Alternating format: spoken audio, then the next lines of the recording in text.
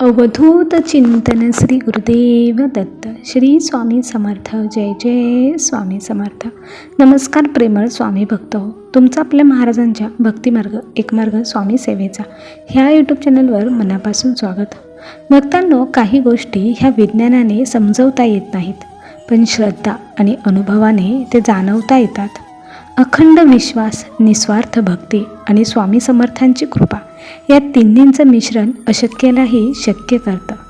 भक्तांनो, माझा हे काही जे मी सांगणार आहे तो फक्त हा एक चमत्कार नाही, तर तो माझा जिवंत अनुभव आहे. आणि आज मी खात्रीने सांगते की आपण सर्व काही स्वामींवर सोडून दिलं की काळजी उरत नाही, बाकी सगळं तेच बघतात.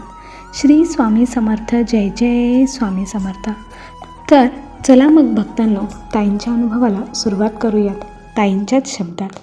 तत्पूर्वी तुम्ही जर आपल्या भक्तिमार्ग एक मार्ग स्वामी सेवेचा ह्या यूट्यूब चॅनलवर नवीन असाल तर आत्ताच सबस्क्राईब करून स्वामी भक्तांना जॉईन व्हा. स्वामी भक्तांना स्वामी भक्त जोडूया आणि प्रत्येक कुटुंब स्वामीमय करूया.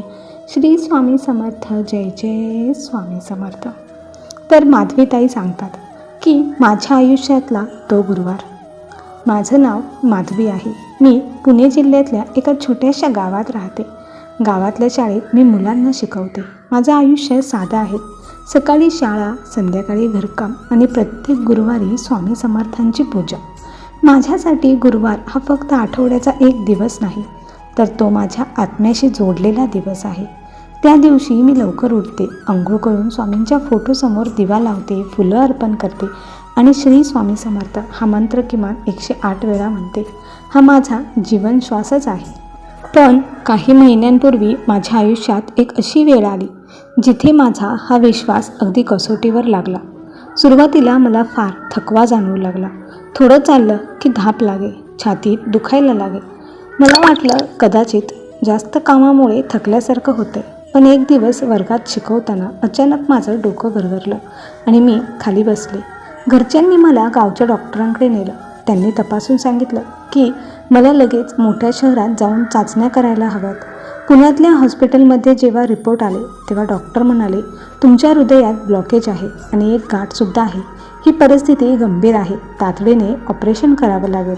ते ऐकून माझ्या मनात एका क्षणासाठी भीती आली. पण पुढच्या क्षणी माझ्या मनात एकच विचार आला, स्वामी समर्थ आहेत ना, ते माझ्यासोबत आहेत. डॉक्टरांनी सांगितलं की ऑपरेशनचा खर्च मोठा आहे आणि वेळ वाया घालवता कामा नये. घरच्यांच्या चेहऱ्यावर काळजी स्पष्ट दिसत होती, पण मी त्यांना धीर दिला.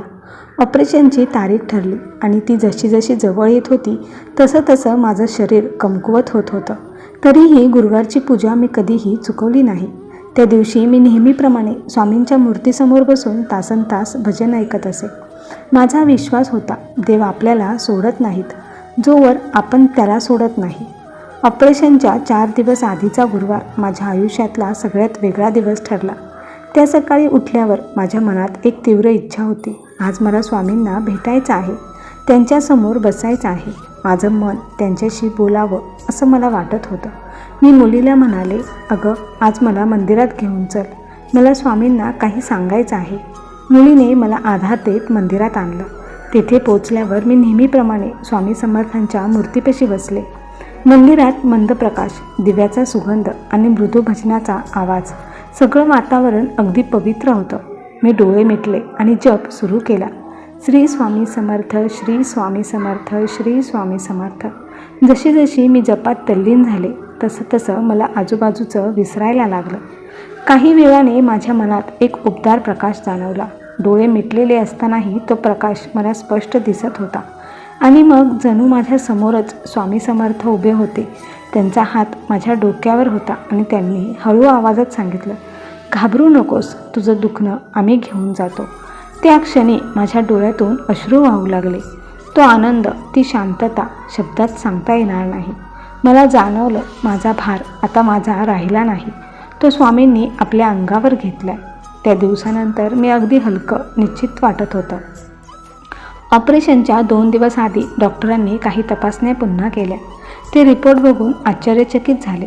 ते म्हणाले, हे कसं शक्य आहे?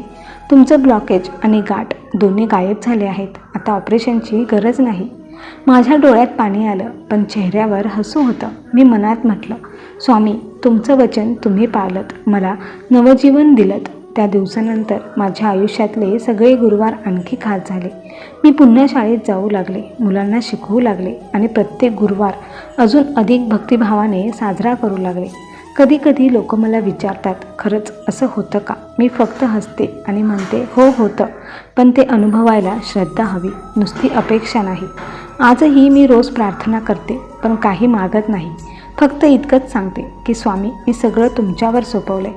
जसं तुम्हाला योग्य वाटेल तसं करा. श्री स्वामी समर्थ. जय जय स्वामी समर्थ. तर भक्तांनो, तुम्हाला या माधवीताईंचा अनुभव कसा वाटला हे कमेंट करून नक्की सांगा. आणि व्हिडिओ आवडला असेल तर लाईक करा, शेअर करा आणि सबस्क्राईब करून स्वामी भक्तांना जॉईन व्हा. स्वामी भक्तांना स्वामी भक्त जोडूया आणि प्रत्येक कुटुंब स्वामीमय करूया. श्री स्वामी समर्थ. जय जय स्वामी समर्थ.